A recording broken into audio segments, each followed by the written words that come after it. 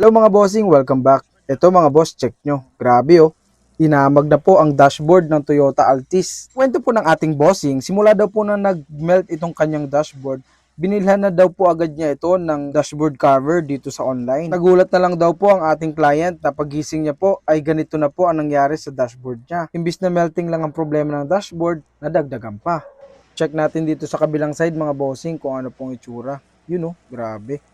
Mas malala dito sa kabila mga boss. Kapag napabayaan po talaga natin ng ibang part ng sasakyan, mas lumalala po talaga. Hello mga boss, nandito nga po pala tayo ngayon sa Santa Mesa. Ito na mga boss, babaklasin na po natin itong inaamag na Toyota Altis. Let's go! Bago nga po pala tayo bumaklas ng kahit anong dashboard, kailangan po natin i-double check lahat. Double check natin yung mga gumagana at yung hindi na. Yun okay na mga boss, nabaklas na po natin itong dashboard. Dito nga po pala tayo pupwesto mga boss, sa likod lang mismo ng Toyota Altis. At kasi simula pa nga lang po namin gumawa ng dashboard, binigyan agad tayo ni sir ng Sprite tsaka tinapay. Thank you po. At dahil hindi tayo mabubusog sa tinapay at soft drinks lang, bibili talaga tayo ng tunay na pagkain. At sakto mga bossing, pagbalik natin, katapos lang nilang tanggalin ang lagkit ng dashboard. At ito na mga boss, natapos na rin po natin linisan. Ready na po ito para po lagyan natin ng leather. So ito na mga boss, katulad po na lagi natin ginagawa, nililinisan po natin ang bawat side. Double check po natin lahat para pag nilagay po natin ang dashboard, malinis na malinis talaga. Sa may mga ganito pong problema sa dashboard, huwag nyo na pong patagalin pa. Kasi minsan, kapag lumala, kailangan na ng masilya. Kapag lumala po kasi ang melting ng dashboard, kapag nilinisan, nasisira na po ang foam. Okay na mga boss, eto na po, naibalik na po natin ang SRS airbag at kitang-kita nyo naman po ang result. Hindi nyo na po kailangan bumili pa ng mga mamahaling cover sa dashboard. Dagdag ko lang mga boss, alam nyo po ba kapag napalitan na po natin ito ng leather,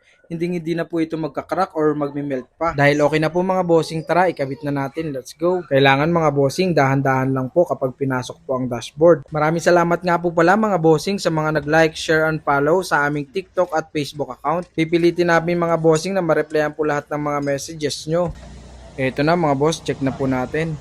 Kitang-kita po dito mga bossing ang tatak ng SRS airbag na ibalik na po natin. Sobrang aliwalas talaga mga bossing kapag yung ganong dashboard napalitan ng leather. Kitang-kita nyo naman sobrang linis talaga. Kapag may mga ganito po kayong problema sa inyong mga dashboard, mas maganda po mga bossing kung ida-direct call nyo po agad dito sa number na nasa screen. Check din po natin dito sa kabilang side mga boss.